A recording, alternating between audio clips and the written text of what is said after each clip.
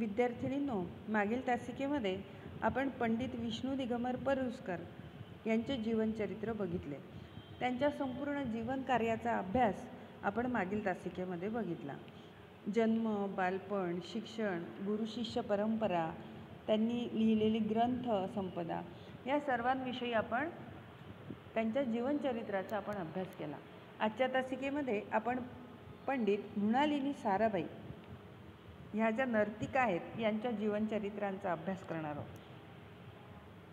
प्राचीन काळी असं होतं की आपली कुठलीही कला स्त्रियांना शिकणं म्हणजे अतिशय कठीण होतं.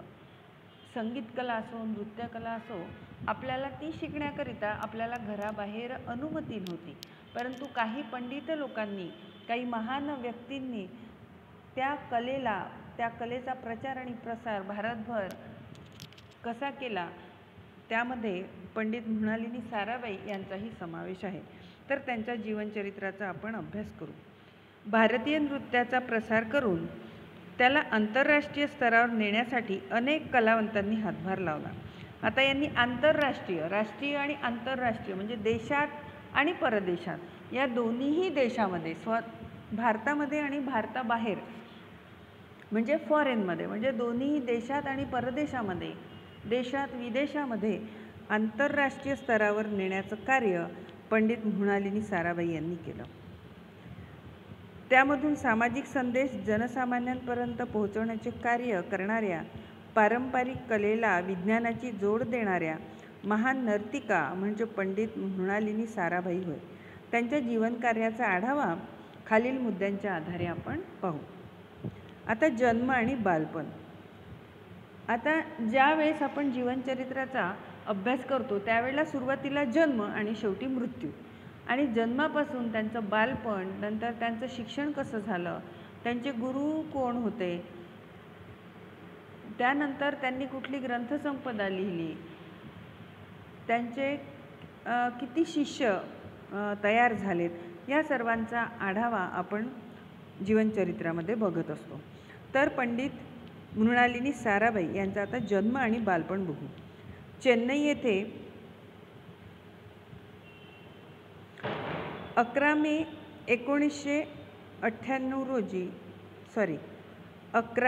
1918 रोजी उच्च शिक्षित परिवारात पंडिता मृणालिनी साराभाई यांचा जन्म झाला. चेन्नई येथे 11 मे 1918 मध्ये. रचनात्मकता व कल्पकता त्यांच्यामध्ये लहानपणापासूनच दिसत होती.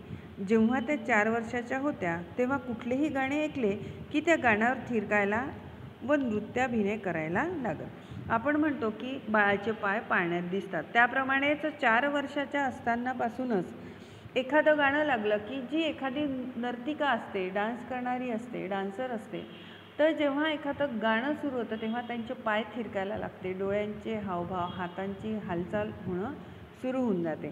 आणि हेच आपण असं म्हणतो. आणि या उक्तीनुसार म्हणजे बाळाचे पाय पाळण्यात दिसतात या उक्तीनुसारच यांचे 4 वर्षापासूनच त्यांच्यामध्ये कुठली कला आहे, अवगत आहे, ती त्यांच्या घरातील सर्व लोकांना दिसून आली. आता त्यांचे शिक्षण. पंडिता मृणालिनी साराभाई यांचे प्रारंभिक शिक्षण स्वित्झर्लंडमध्ये झाले होते. तिथे त्यांनी काही पाश्चात्य नृत्यशैलींचे अध्ययन केले होते. भारतात आल्यानंतर शिक्षणासाठी शांतिनिकेतन येथे गेल्या. त्या ठिकाणी त्यांना रवींद्रनाथ टागोर आणि नंदलाल बोस हे महान गुरु लाभले. या 2 गुरूंच्या सान्निध्यात मृणालिनी यांचे बहुआयामी व्यक्तिमत्व घडले. आता ते आपण म्हणतो की बाळाचे पाय पाळण्यात दिसतात किंवा घरचं जे काही अनुवंशिकता असते, तर त्या अनुवंशिकतेने पण ती जी कला आहे ती अवगत होते. आणि त्यांचा जन्म झाला चेन्नईमध्ये आणि त्यांनी प्रारंभिक शिक्षण घेतले स्वित्झर्लंडमध्ये. आता जेव्हा ऑब्जेक्टिव्ह प्रश्न असतात पेपरमध्ये तेव्हा ऑब्जेक्टिव्ह म्हणजे MCQ म्हणजेच रिकाम्या जागा, जोड्या लावा, चूक किंवा बरोबर किंवा एका वाक्यात उत्तरे द्या, या प्रश्नांसाठी आपण जेव्हा केव्हा जीवनचरित्राचा अभ्यास करतो, जीवनचरित्राचा अभ्यास करीत असताना ते शिकवायची गरज नसते. म्हणजे आता जसं आपण पंडित मृणालिनी साराभाई यांचं आपण जे काही जीवनचरित्र बघतो आहे त्यात मी काही चेंज करणार नाही. त्यांचा जन्म ज्या गावी झाला, जेव्हा झाला, त्यांचं शिक्षण कशा प्रकारे झालं, त्यांचं बालपण कुठे कसं गेलं, हे जे आपल्याला जीवनचरित्रात दिलेलं आहे तेच मी तुम्हाला समजावून सांगणार आहे. परंतु ज्या वेळेला जेव्हा केव्हा आपण जीवनचरित्राचा किंवा कुठल्याही संगीत लेखीचा अभ्यास करतो, त्यावेळेस या अँगलनी हातामध्ये पेन्सिल ठेवायची की MCQसाठी कुठल्या प्रकारचे प्रश्न आपल्याला विचारू शकतात. आणि जेव्हा केव्हा कुठलंही संगीत लेखीची तासिका सुरू असते, त्यावेळेस हातामध्ये पेन्सिल ठेवल्यानंतर जे काही आपल्याला वाटते की बा हे MCQ येऊ शकतात, ऑब्जेक्टिव्ह प्रश्न येऊ शकतात, तेव्हा त्या महत्त्वाच्या वाक्याखाली अंडरलाईन करायची आहे. जसं चेन्नई येथे कुठे झाला त्यांचा जन्म, तर चेन्नई येथे. केव्हा झाला, तर 11 मे 1918 रोजी. त्यानंतर पंडिता मृणालिनी साराभाई यांचे प्रारंभिक शिक्षण स्वित्झर्लंडमध्ये झाले होते. कुठे झाले प्रारंभिक शिक्षण, तर स्वित्झर्लंडच्या खाली अंडरलाईन करायचं. तिथे त्यांनी काही पाश्चात्य नृत्यशैलींचेही अध्ययन केले होते. भारतात आल्यानंतर शिक्षणासाठी शांतिनिकेतन येथे गेला. आता त्यांचं स्वित्झर्लंडला शिक्षण झालं प्रारंभिक, परंतु त्या मग भारतात आल्या आणि भारतात त्यांनी कुठे शिक्षण घेतलं, शिक्षणासाठी कुठे गेला, तर शांतिनिकेतन, त्याच्याखाली अंडरलाईन करायची. त्या ठिकाणी त्यांना रवींद्रनाथ टागोर आणि नंदलाल बोस हे महान गुरु लाभले. आता शांतिनिकेतन भारतात आल्यानंतर शिक्षणासाठी शांतिनिकेतन येथे आल्यानंतर त्यांना रिकामी जागा या 2 गुरूंच्या सानिध्यात मृणालिनी यांचे बहुआयामी व्यक्तिमत्व घडले. तर कोणी त्यांना शिक्षण दिलं, तर रवींद्रनाथ टागोर आणि नंदलाल बोस. पंडिता मृणालिनी साराभाई यांनी भरतनाट्यम, मोहिनीअट्टम, कथकली आणि मणिपुरी नृत्याचे शिक्षण गुरु मीनाक्षी सुंदरम पिल्लई, मथुकुमार पिल्लई, चोक्कलिंगम पिल्लई आणि कुंजुकुरप अशा महान गुरूंकडून मिळवलेले होते. त्याचप्रमाणे अमेरिकन अकॅडमी ऑफ ड्रॅमॅटिक आर्ट्समधूनही त्यांनी प्रशिक्षण घेतले होते. या सर्वांचा मिलाप यांच्या नृत्यामध्ये होतो. आता त्यांचे काही गुरु फॉरेनचे होते, परदेशातीलही होते, आणि काही त्यांनी शिक्षण भारतात येऊनही आत्मसात केलं. आता त्यांचं कार्य बघू. पंडिता मृणालिनी यांनी पारंपरिक कलांना शास्त्र, विद्या आणि विज्ञानाशी जोडण्यात महत्त्वाची भूमिका पार पाडली. आता आपण एखादी कला जेव्हा शिकतो, तर त्या कलेकडे आपण कला या दृष्टिकोनातून जेव्हा बघतो, तेव्हा आपल्याला ती कला तशी दिसते. परंतु त्याच एखाद्या कलेकडे आपण विज्ञानाच्या दृष्टिकोनाने बघितलं, तर ती कला आपली वेगळी आपल्याला पाहावयास मिळते. तर तसंच यांनी काय केलं की ही जी नृत्यकला आहे, शास्त्र, विद्या आणि विज्ञानाशी जोडण्यात महत्त्वाची भूमिका, म्हणजे तिनेही त्यांनी विज्ञान, शास्त्र,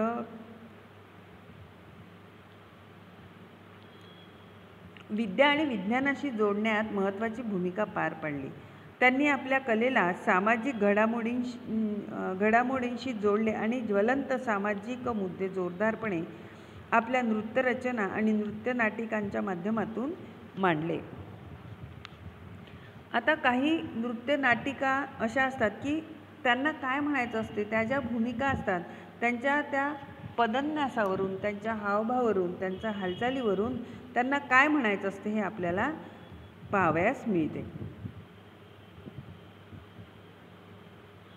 1960 ते 61च्या दशकात जेव्हा गरीब घरातील मुली हुंडाबळी पडायच्या, तेव्हा मृणालिनींनी हुंडाची समस्या केंद्रस्थानी ठेवून नृत्याची संरचना तयार केली.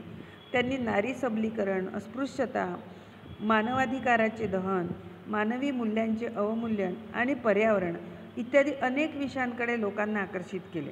म्हणजे आता हुंडाबळी, मुलींच्या लग्नाच्या वेळेला जेव्हा हुंडा घेतला जातो, तर त्यावेळी मुली किंवा त्यांचे पालक हे बळी पडू नये, आणि त्यासाठी त्यांनी नारी सबलीकरण, अस्पृश्यता, मानवाधिकारांचे दहन, मानवी मूल्यांचे अवमूल्यन आणि पर्यावरण इत्यादी सगळ्यांचा अभ्यास करून त्यांनी या सगळ्या विषयांचा अभ्यास केल्यानंतर त्या समाजासमोर त्यांनी नृत्यांच्या सहकार्यांनी समाजासमोर हा विषय त्यांनी नृत्याच्या मार्फत म्हणजे नृत्य करून समाजापुढे हे सर्व विषय त्यांनी स्पष्टपणे सादर केले. मानवी मूल्यांचे अवमूल्यन आणि पर्यावरण इत्यादी अनेक विषयांकडे लोकांना आकर्षित केले. या कार्यामध्ये त्यांना पंडित रामगोपाल आणि सी पण्णीकरांसारख्या विद्वान आणि प्रयोगशील नृत्यशिल्पींचाही महत्त्वपूर्ण सहयोग मिळाला. आता ती कुठलीही कला सादर करायची असेल तर त्याला कोणाची तरी त्याला साथ हवी असते आणि त्यासाठी पंडित रामगोपाल आणि सी पण्णीकरांसारख्या विद्वान आणि प्रयोगशील नृत्यशिल्पींचाही महत्त्वपूर्ण सहयोग मिळाला. जगप्रसिद्ध वैज्ञानिक डॉक्टर साराभाई यांच्याशी विवाह झाल्यानंतर त्या गुजरातमधील अहमदाबाद शहरात स्थायिक झाल्या. त्यांचा कोणाशी विवाह झाला तर जगप्रसिद्ध वैज्ञानिक डॉक्टर साराभाई यांच्याशी विवाह झाल्यानंतर त्या गुजरातमधील अहमदाबाद शहरात स्थायिक झाल्या. कुठे स्थायिक झाल्या तर अहमदाबाद, गुजरातमधील अहमदाबाद शहरात. 1948मध्ये त्यांनी दर्पण अकॅडमी ऑफ परफॉर्मिंग आर्ट्स याची स्थापना केली. आता 1948मध्ये त्यांनी रिकामी जागा याची स्थापना केली. तर कशाची स्थापना केली तर दर्पण अकॅडमी ऑफ परफॉर्मिंग आर्ट्स. कधी केली तर 1948 साली. तिथे वेगवेगळ्या कलाविद्यांचे शिक्षण दिले जाते. 1800 पेक्षा अधिक विद्यार्थिनी येथून प्रशिक्षित झाल्या आहे. म्हणजे तिथे ती अकॅडमी काढल्यानंतर तिथे जवळपास 1800 पेक्षा अधिक विद्यार्थ्यांनी प्रशिक्षण घेतले. आता त्यांना कुठले कुठले पुरस्कार मिळाले तर मृणालिनी यांना पद्मश्री पुरस्कार, पद्मभूषण पुरस्काराने अलंकृत केले आहे. त्यांना संगीत नाटक अकादमीने फेलोशिप प्रदान केली होती. फ्रेंच अकॉर्डिव्हियर्स कडून पदक आणि डिप्लोमा मिळवणारी ही प्रथम भारतीय महिला होती. मेक्सिकन सरकारने त्यांच्या प्रभावशाली नृत्य नाटिकांसाठी त्यांना सुवर्ण पदक देऊन सन्मानित केले होते. तसेच त्यांना इतरही राष्ट्रीय आंतरराष्ट्रीय सन्मान मिळाले. आता सर्वात पहिले आपल्याला माहिती आहे की पुरस्कार तर पद्मभूषण आणि पद्मश्री पुरस्कारांनी अलंकृत केला. त्यानंतर संगीत नाटक अकादमीची फेलोशिप प्रदान केली. फ्रेंच अकॉर्डिव्हियर्स कडून पदक आणि डिप्लोमा मिळवणारी ही पहिली भारतीय महिला होती.